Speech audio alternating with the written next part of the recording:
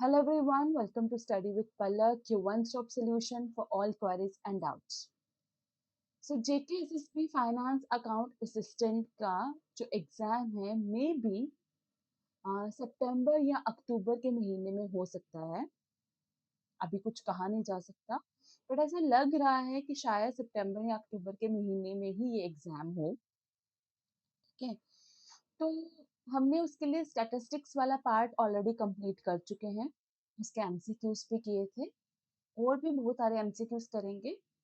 Accounting वाला part जो है, जिसमें अकाउंट्स एंड बुक कीपिंग वाला पार्ट है 30 मार्क्स का, उसके काफी सारे टॉपिक्स हमने कंप्लीट कर लिए हैं। आई थिंक 7 लेक्चर्स हमारे हो चुके हैं। उसके लिए हमने एमसीक्यू सीरीज जो है स्टार्ट की है। ठीक है, आज से आपकी एमसीक्यू सीरीज स्टार्ट होने वाली है। ठीक है, आपके हर एक लेक्चर के अंदर 20 से 25 क्वेश्चंस जो हैं वो रहने वाले हैं। ठीक है, और आई कैन एश्योर यू कि जो भी क्वेश्चंस मैं आपको दूंगी वो एग्जाम पॉइंट ऑफ व्यू से काफी इंपॉर्टेंट होने वाले हैं। प्रेजेंट जो ट्रेंड चल रहा है जेकेएसएसबी का, उसको ध्यान में रखते हुए हमने ये एमसीक्यू सीरीज जो है वो डिजाइन की है। क्लियर है बात? तो फर्स्ट आपका जो लेक्चर है एमसीक्यूज का, अकाउंटिंग एंड बुक कीपिंग का, ठीक है, उसमें हमारे 20 क्वेश्चंस रहने वाले हैं। ज्यादातर ये क्वेश्चंस अकाउंटिंग इक्वेशन से रहेंगे। ठीक है, सो मैं सजेस्ट करूंगी कि अगर आप चाहते हो कि आपके एमसीक्यूज में आपका एक होल्ड बने, आपको एक कॉन्फिडेंट आए, तो आप वो लेक्चर्स जो है मेरे जरूर सुनना।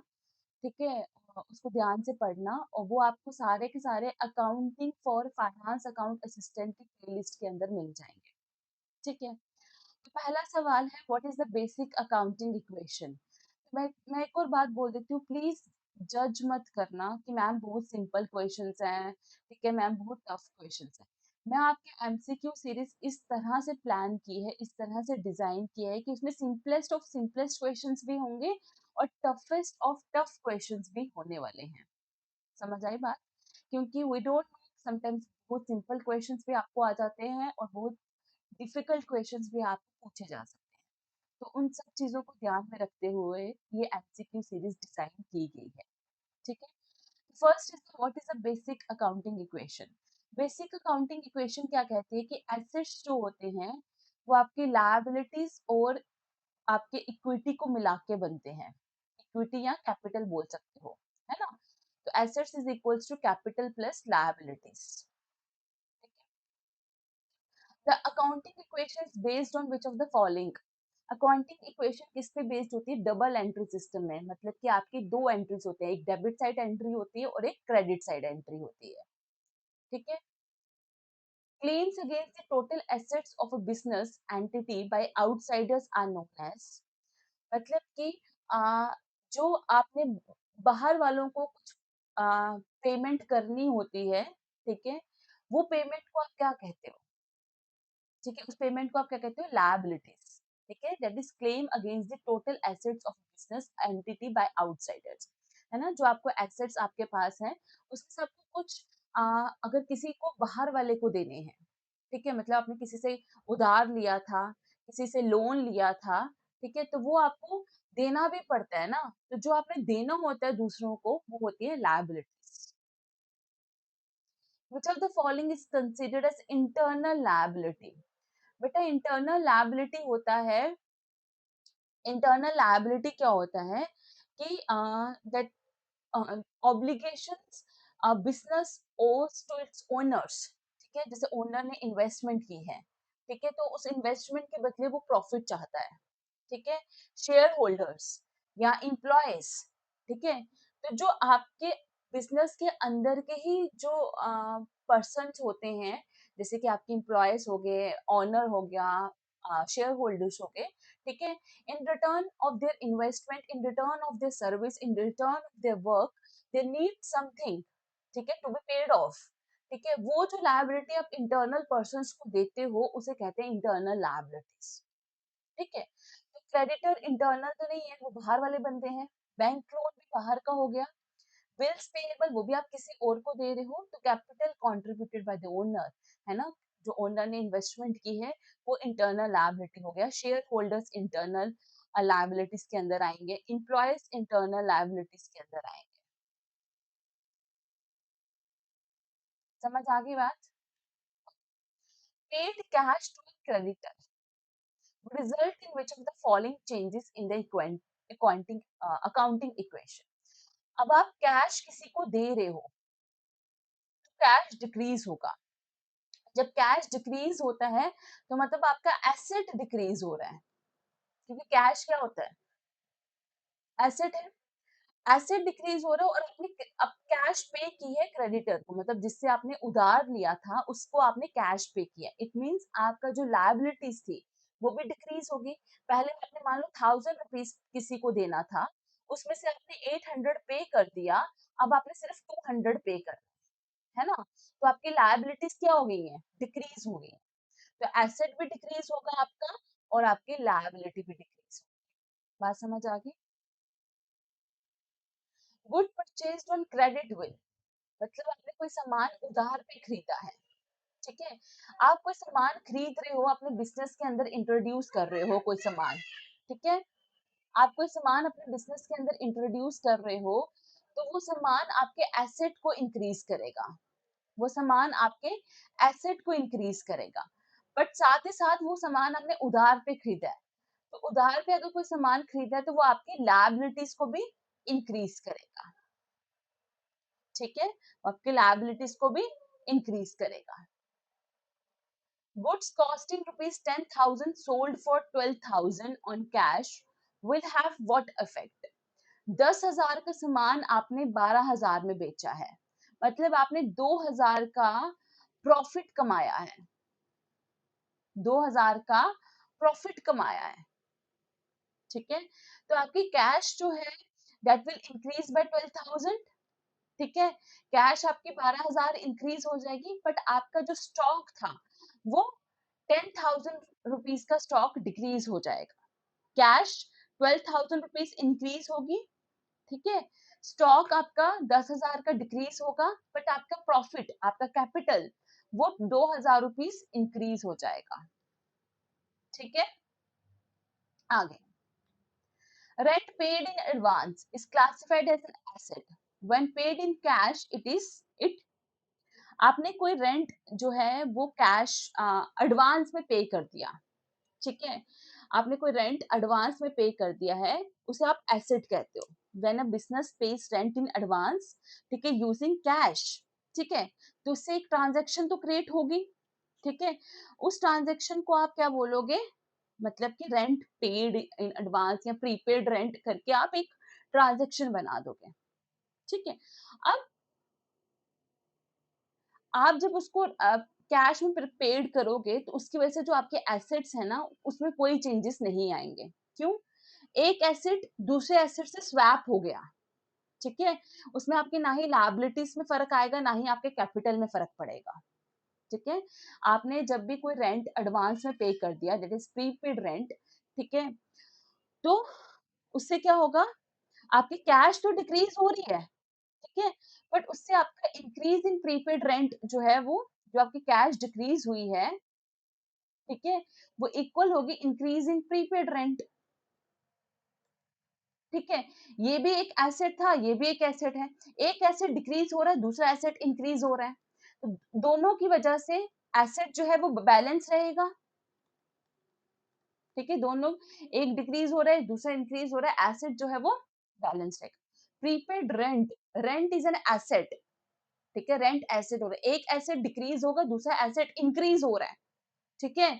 तो मतलब ओवरऑल टोटल एसेट, क्योंकि आपको याद होगा कि मैंने बताया था एसेट्स के अंदर क्या क्या आता है, एसेट्स के अंदर आपके एक्सपेंसेस आते हैं, ठीक है, आपका कैश आता है, आपकी इन्वेंट्री आती है, ठीक है, आपकी मशीनरी आती है ना? तो अगर आपकी कैश डिक्रीज हो रहा है, आपका एक्सपेंस इंक्रीज हो रहा है, तो टोटल एसेट तो सेम रहा ना, टोटल एसेट तो सेम रहा ना, एसेट्स के अंदर को कोई चेंजेस नहीं आए। समझ आई बात? ठीक है, अगला चलो, depreciation charged on machinery will. Depreciation, depreciation मैंने पढ़ाया था क्या होता है बेटा। डेप्रिसिएशन होता है कि जैसे कि आपने कोई मशीन खरीदी है, टाइम के साथ साथ उस मशीन की वैल्यू जो है वो कम होती जाती है, जैसे जैसे मशीन पुरानी होती जाती है, हर साल उसकी वैल्यू जो है वो डिक्रीज होती जाती है। जैसे आप गाड़ी खरीदते हो, तो आपने अगर मान लो 10 लाख की गाड़ी खरीदी है, तो अगले साल बेचोगे तो शायद वो 8 लाख की बिकेगी, और 3 साल के बाद बेचोगे तो शायद वो 6 लाख की बिकेगी, और 5 साल के बाद बेचोगे तो वो 4 लाख की बिकेगी। तो हर साल उसकी जो अमाउंट है वो डिक्रीज हो रही है। ठीक है, तो डेप्रिसिएशन का मतलब है जो आपके एसेट की वैल्यू है, जो एसेट की वैल्यू है, ठीक है, एसेट की वैल्यू डिक्रीज हो रही है। ठीक है, डेप्रिसिएशन का मतलब है आपके एसेट की वैल्यू डिक्रीज हो रही है, मतलब कि आपका जो प्रॉफिट है ना, आपकी जो प्रॉफिट वैल्यू है वो भी तो डिक्रीज होगी, मतलब कि आपका कैपिटल जो है वो डिक्रीज होगा। ठीक है, एसेट डिक्रीज होगा और कैपिटल भी डिक्रीज होगा। ठीक है, next, at the beginning of the year a business has had assets of rupees 8 lakh and liabilities of rupees 3 lakh. During the year, assets increased by 2 lakh and liabilities decreased by 50,000. बेटा क्या बोल रहे हैं कि जब business start किया था, जब बिजनेस स्टार्ट किया था तो एसेट्स से 8 लाख, एसेट्स से 8 लाख। ठीक है, जब बिजनेस स्टार्ट किया था तो एसेट था आपका 8 लाख। ठीक है, उसके बाद और उस टाइम पे लायबिलिटीज कितनी थी आपकी, लायबिलिटीज थी आपकी 3 लाख। ठीक है, कुछ टाइम के बाद एसेट जो है इट इंक्रीज बाय 2 लाख। ठीक है, और लायबिलिटीज जो है it is decrease by 50,000, right. तो टोटल एसेट्स कितने हो गए आपके, 10 लाख,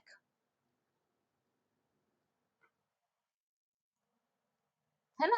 टोटल एसेट्स कितना हो गया, 10 लाख। ठीक है, टोटल एसेट कितना हो गया, 10 लाख। ठीक है, एक मिनट, 11, सॉरी 11 लाख, 3 लाख, एक सेकेंड, इंक्रीज बाय, हाँ ठीक है। और लायबिलिटीज कितनी हो गई, पहले थी आपकी लायबिलिटीज 3 लाख, अब वो 50,000 डिक्रीज हो गई है तो लायबिलिटीज हो गई 2.5 लाख। ठीक है, लायबिलिटीज हो गई 2.5 लाख। एंड अब आपको बताना है क्लोजिंग कैपिटल क्या होगी, क्लोजिंग कैपिटल क्या होगी। तो कुछ नहीं करना है, आपको इनको माइनस कर दो, एसेट्स में से लायबिलिटी को माइनस कर दो तो आपका कैपिटल आ जाएगा, दैट इज 7.5 लाख। सिंपल सा,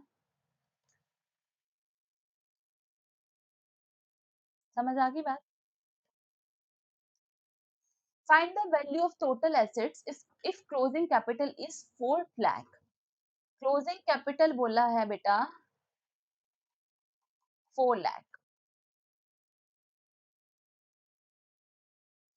क्रेडिटर्स आर मतलब वो लायबिलिटीज होंगी,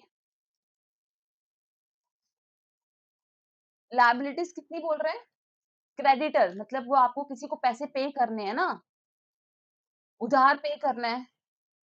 ठीक है, 1.5 लाख का बैंक लोन भी आपकी लायबिलिटी हो जाएगी, 1 लाख का आपने बैंक लोन लिया है। समझ आई बात। और एक्सपेंसेस आउटस्टैंडिंग, ठीक है, मतलब कि आपने कोई सामान उधार पे लिया था, ठीक है, उसके भी आपको मतलब पे करने। तो आपकी टोटल लायबिलिटीज कितनी हो गई, 2,60,000, 2,60,000। ठीक है, ये आपकी क्लोजिंग कैपिटल थी। ठीक है, और ये आपकी लायबिलिटीज हो गई। ठीक है, तो टोटल एसेट्स कैसे निकालोगे, टोटल एसेट्स क्या होते हैं, capital plus liabilities, that is 6,60,000। इतना आसान है, याद रखो ना equation, asset is equals to capital plus liabilities. ठीक है, capital at the end of year is rupees 6 lakh, capital at the end of the year is 6 lakh. Capital introduced during the year was 1 lakh. Drawings made during the year were 50,000.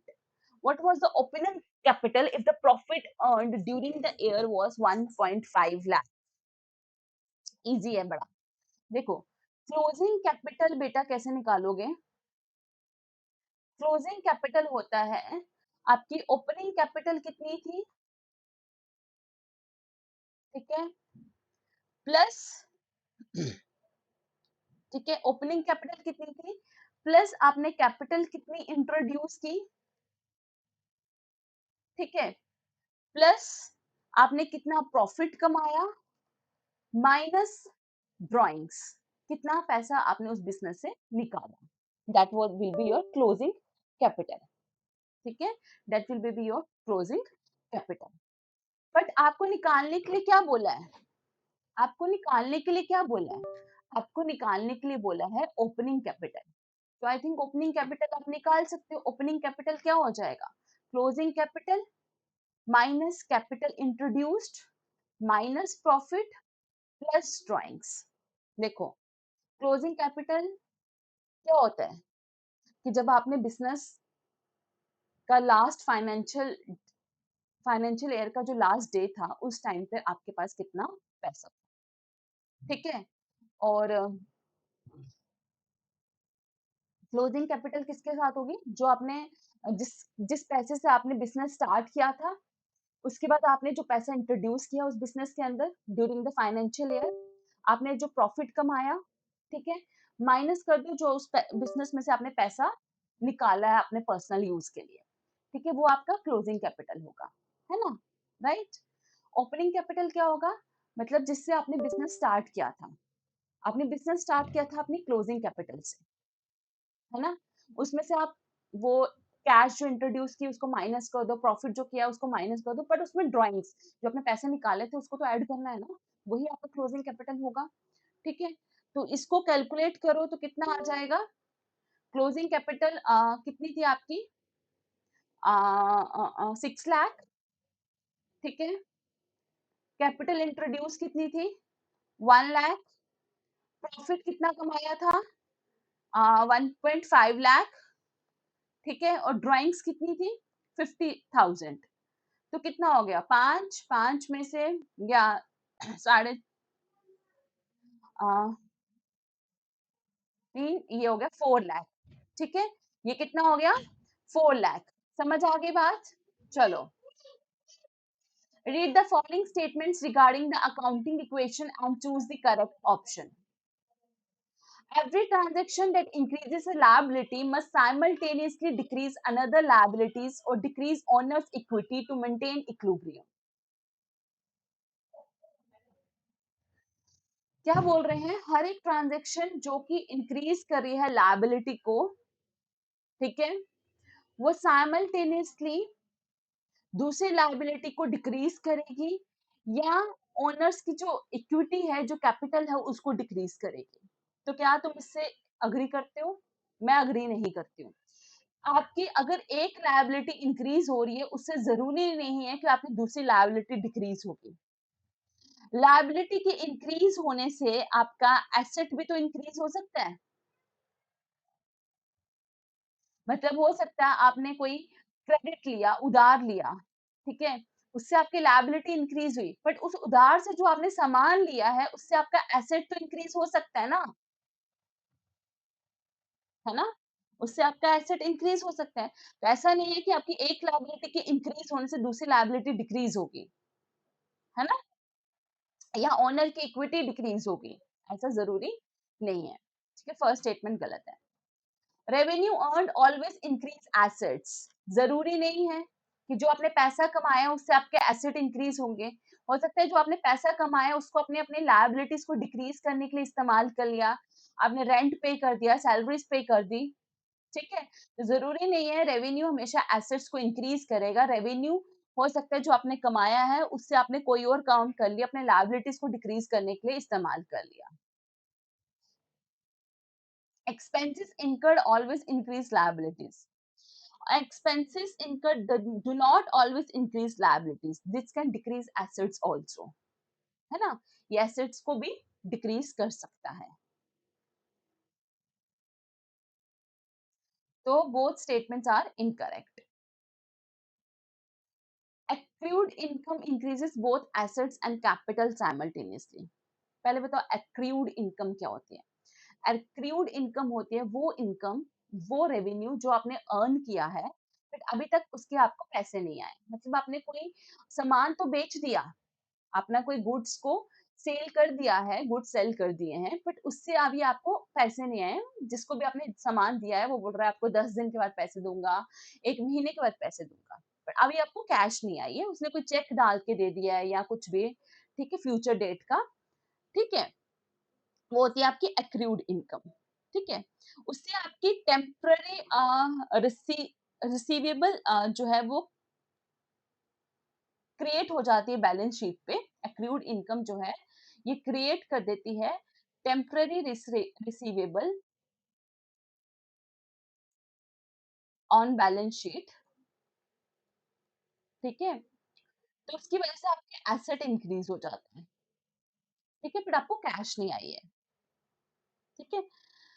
सो दोनों statements correct हैं। Accrued income आपके assets को increase कर रहा है, asset increase होते हैं तो आपके कैपिटल भी इंक्रीज होता है, ठीक है?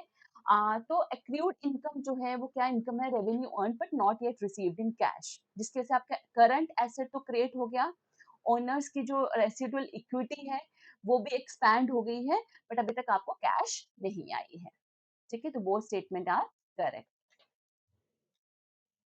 चलो, which are the following combinations of effects is impossible for a single transaction entry to exert on the accounting equation?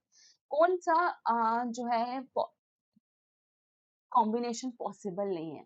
Increase in asset can decrease in another asset, increase in liability, ये तो हो सकता है ना? एक asset की increase होने से दूसरा एसेट डिक्रीज हो सकता है, जैसे कि मैंने बताया था, अगर आपका कैश इंक्रीज हो रही है, हो सकता है आपका एक्सपेंस भी इंक्रीज हो, या हो सकता है आपकी कैश इंक्रीज हो रही है बट एक्सपेंस डिक्रीज हो रहा है, कुछ भी हो सकता है ना, एक एसेट इंक्रीज होकर दूसरा एसेट डिक्रीज हो सकता है, और उसके साथ आपकी लायबिलिटीज भी इंक्रीज हो सकती है। हो सकता है आपका आपने गुड्स को इंट्रोड्यूस किया, एसेट इंक्रीज हो गए, बट वो गुड्स आपने इंट्रोड्यूस किए हैं क्रेडिट लेकर, उधार लेकर, तो बैंक लोन लेकर, तो उससे आपके लायबिलिटीज इंक्रीज हो सकती हैं। Decrease in asset, decrease in capital, increase in liability, possible है कि एसेट डिक्रीज हुआ तो कैपिटल डिक्रीज होगा, और बट आपकी लायबिलिटीज इंक्रीज हो सकती हैं। Increase in asset, increase in liability, increase in capital, तीनों चीजें इंक्रीज हो रही हैं, ठीक है? तीनों चीजें एक साथ इंक्रीज नहीं हो रही हैं, ठीक, हो सकती हैं। अगर एसेट इंक्रीज हो रहा है, लायबिलिटी भी इंक्रीज हो रही है और कैपिटल भी इंक्रीज हो रही है, तो ये जो कॉम्बिनेशन है थोड़ा चटपटा सा है, अटपटा सा कॉम्बिनेशन है, ठीक है? A business entity purchases a machine for 1 lakh paying 20,000 20% in cash, ठीक है? 1 लाख का सामान लिया, उसमें से 20% दे दिया, मतलब 20,000 पे कर दिया, ठीक है? 80,000 उसकी क्या बन गई, लायबिलिटी, ठीक है? और 20,000 उसका कैश जो है वो डिक्रीज हो गया, तो टोटल एसेट्स जो हैं, कैश डिक्रीज हुआ 20,000, ठीक है? टोटल एसेट्स कितने के इंक्रीज हुए, 1 लाख के होने चाहिए थे ना?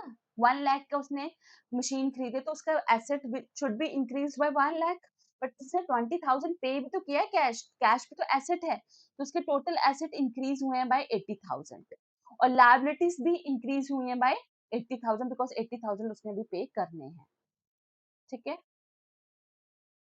If an item of inventory costing 14,800 is purchased by a firm, out of which 3,800 is paid immediately in cash and the balance is settled on credit terms. What is the net dynamic change on the asset side of the accounting equation? 14,800 का उसने कोई सामान खरीदा है, उसमें से 3,800 पे कर दिए, तो 14,800 में से 3,800 को माइनस कर दो मेरे बच्चों, ठीक है? तो वो कितना आ जाएगा आपका, 11,000। तो उसके जो एसेट्स हैं that is increased by 11,000 instead of 14,800, ठीक है?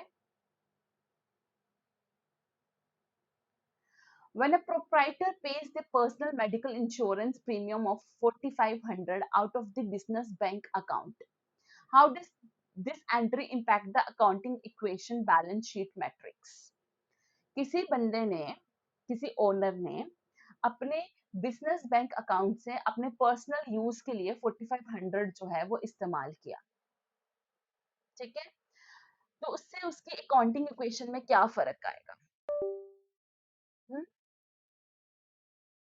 उसके जो बैंक एसेट्स हैं, ठीक है, बिजनेस बैंक अकाउंट से जो पैसे निकले हैं वो 4500 जो है वो डिक्रीज हो जाएंगे, जिसकी वजह से उसकी कैपिटल भी 4500 रुपीज डिक्रीज हो जाएगी, बिकॉज ये जो पर्सनल मेडिकल इंश्योरेंस है ये ड्राइंग्स के अंदर आता है, और ड्राइंग्स मतलब आपका पर्सनल यूज, और ड्राइंग्स आपके कैपिटल को डिक्रीज करती है, याद रखना, ठीक है। If a business enterprise sells old office furniture with a book value of 12,000, 12,000 का फर्नीचर था, उसने 9500 में बेच दिया, तो उसकी वजह से उसकी अकाउंटिंग इक्वेशन में क्या फर्क आएगा? उसके जो एसेट्स हैं वो कितने डिक्रीज होंगे? एसेट्स जो है इट विल डिक्रीज बाय 12,000 में से 9500 को माइनस कर दो, 2500। एसेट्स जो है इट विल डिक्रीज बाय 2500, क्यों? क्योंकि 12,000 का फर्नीचर था ना, वो उसका एसेट था, पर उसको 9500 तो कैश मिल गया, तो वो एसेट इंक्रीज हो गया, तो कितना उसको नुकसान हुआ? 2500 का उसको नुकसान हुआ, ठीक है। अगर एसेट जो है डिक्रीजिंग 2500, तो बेटा कैपिटल भी 2500 रुपीज डिक्रीज होगी, क्योंकि उसने वो पैसा इन्वेस्ट किया था, उसको 2500 का घाटा हो गया ना, ठीक है। Last, outstanding expenses increase current liabilities and decrease the owner's capital simultaneously. Outstanding expense मतलब एक्रूड एक्सपेंस, ठीक है, जो सामान आपने बेच, मतलब एक्रूड एक्सपेंस, ठीक है। एक्रूड एक्सपेंस क्या होता है? Expenses that have been incurred but not yet paid, मतलब एक्सपेंस है ना, जैसे आपने इनकम के बारे में पढ़ा था, वैसे एक्रूड एक्सपेंस होगा, मतलब कि आपने कुछ सामान खरीद लिया है बट उसके पैसे अभी पे नहीं किए हैं, सामान ले लिया है बट पैसे अभी पे करने हैं, उसकी वजह से आपकी लायबिलिटीज इंक्रीज होंगी, ठीक है। और जब आप वो सामान के पैसे पे करोगे तो आपका जो कैपिटल है वो डिक्रीज होगा, ठीक है। Prepaid expense increase current assets and decrease owners capital simultaneously. अभी मैंने आई थिंक पहले भी पढ़ाया था, प्रीपेड एक्सपेंस जो है वो एसेट्स को इंक्रीज करता है, ठीक है, और दूसरा जब आप उसको एक्सपेंस को कैश में पे करोगे तो दूसरा एसेट डिक्रीज करेगा, ठीक है, एक एसेट इंक्रीज करेगा, दूसरा एसेट डिक्रीज करेगा, जिसकी वजह से एसेट्स में कोई चेंजेस नहीं आएंगे, लायबिलिटीज में कोई फर्क नहीं पड़ेगा, कैपिटल में कोई फर्क नहीं पड़ेगा, तो सिर्फ आपकी स्टेटमेंट 1 जो है वो करेक्ट है, ठीक है। बात समझ